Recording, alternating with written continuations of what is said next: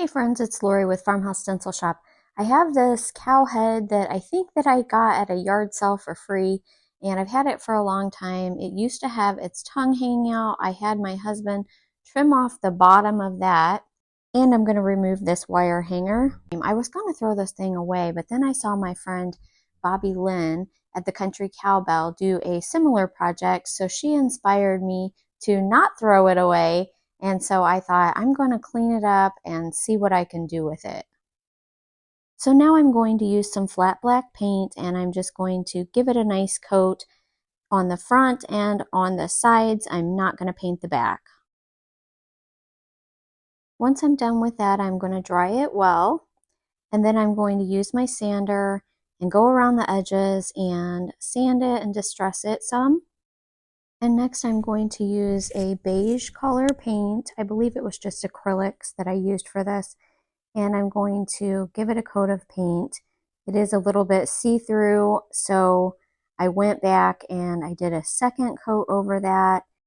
A little bit of see-through is okay because I feel like it gives it some character because I'm going to use some wax on it anyhow. And then I'm going to dry that, and I decided to make his nose a little bit wider. So I just took a fine tip brush and widened out his nose with some black paint. And now I'm going to use some dark sealing wax to do a little bit of distressing on his face. And if you want to take a screenshot, here is what I used. So now I'm going to put a wire hanger onto my cow, and I like to use the rebar wire. It's a nice thick wire and it works really well for my projects. So it's something I like to use. Next, I'm going to make a bow. I'm using some homespun fabrics and also some coffee stain fabrics.